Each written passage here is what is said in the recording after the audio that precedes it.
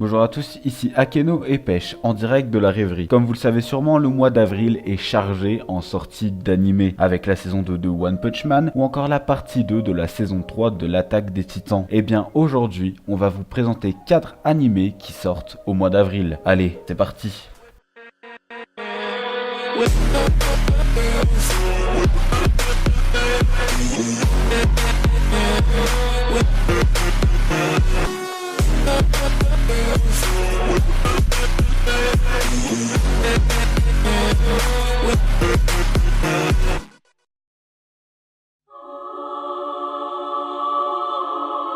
Kimetsu no Yaiba ou encore Demon Slayer ou bien Les Rôdeurs de la Nuit est un animé au genre fantastique, shonen, aventure, drame et psychologie. Depuis les temps les plus reculés, des rumeurs circulent comme quoi des démons mangeurs d'hommes seraient cachés dans les bois. De ce fait, les habitants ne s'aventurent jamais dehors la nuit. La légende raconte qu'un tueur de démons se promène également dans la nuit pour traquer ces démons sanguinaires. Au début du XXe siècle, au Japon, un jeune garçon fait son apparition. Son nom est Tanjiro. Depuis la mort de son père, Tanjiro s'est engagé à subvenir aux besoins de sa famille. Bien qu'il mène une vie compliquée, ils ont trouvé le bonheur, mais cette chaleur éphémère est brisée le jour où le village de Tanjiro est massacré par l'attaque d'un ogre. Il n'y a que sa sœur qui a survécu, mais les blessures infligées par l'ogre l'amènent peu à peu à se métamorphoser en démon. Afin de renverser le processus et de venger sa famille, Tanjiro et sa sœur Nezuko parcourent le Japon. Ainsi commence la quête de Tanjiro pour combattre les démons et rendre à nouveau sa sœur humaine. Effectivement, on commence ce top avec l'animé le plus connu. L'histoire nous fait directement penser à Dororo. D'ailleurs, n'hésitez surtout pas à aller voir Dororo, c'est trop bien. Dans le sens où il combat des démons pour réparer toutes les parties de son corps dans Dororo. Ici, Tanjiro se bat pour que sa sœur redevienne humaine. On pense qu'on n'a pas besoin de vous en dire plus du fait de sa notoriété et des autres youtubeurs qui en ont parlé. C'est le studio Ufotable qui est en charge de l'animé et il est disponible en simulcast sur Wakanim.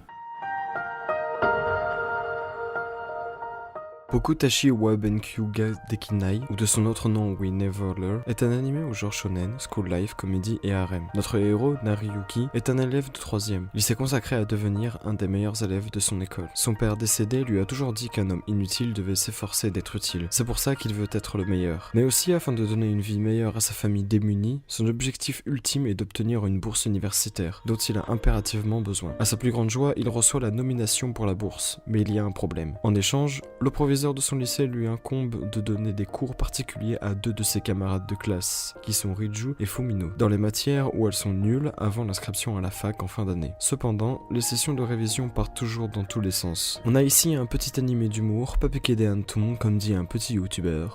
L'animé a tous les codes pour être intéressant et drôle à la fois. Les school life, c'est un genre qu'on raffole. La preuve en est qu'on a sorti une vidéo 4 animés de romance. Au passage, n'hésitez pas à aller la voir, elle est cool. C'est le studio Silver et Arvo Animation qui s'occupent de l'animation. Et l'anime est disponible en simulcast sur Wakanim.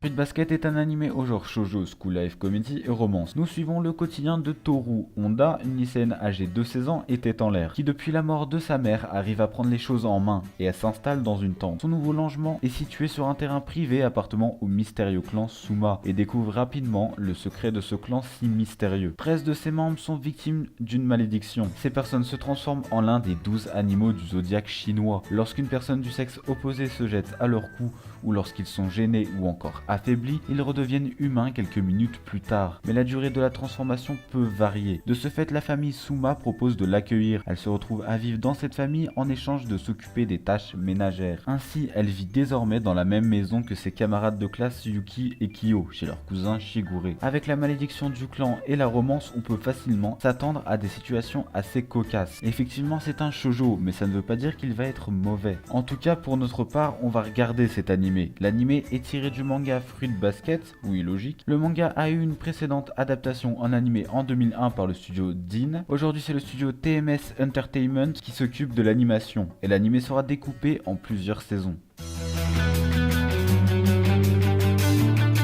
Mayonaka no Occult Kumuni, ou Midnight Occult Civil Servant, est un anime au genre shoujo enquête surnaturelle. Miyako Arata vient d'être affectée au service des relations régionales nocturnes du bureau de Shinjuku. Chacun des 23 quartiers de Tokyo dispose d'un tel département qui a été créé pour résoudre les événements paranormaux et occultes. Arata possède une compétence particulière. Il peut comprendre un langage non humain que personne d'autre ne peut comprendre. L'histoire commence par la rencontre entre Arata et une entité surnaturelle, un yokai, au parc Shinjuku Gyoen. Ce yokai appelle Arata Abe no Seimei. Ce n'est pas n'importe quel nom. C'est le nom d'un légendaire exorciste et d'un devin historique japonais. Là aussi, on a encore droit à un shoujo. Tout le long, on va avoir une intrigue des plus intéressantes pour savoir pourquoi le yokai a appelé Arata ainsi. Mais aussi, on va découvrir comment la société est protégée des événements paranormaux et occultes. L'anime a l'air très intéressant et du coup, c'est pour ça qu'on l'a mis. L'anime est tiré du manga qui a le même nom. L'animation est prise en charge par le studio Liden Film et sera disponible en simulcast sur ADN. Voilà, c'est la fin de cette vidéo. On espère qu'elle vous aura plu. Si c'est le cas, n'hésitez pas à lâcher un pouce bleu et à vous abonner. Suivez-nous aussi sur les réseaux sociaux, Twitter et Instagram. On est très actifs dessus. Sur ce, c'était Boutique et Pêche.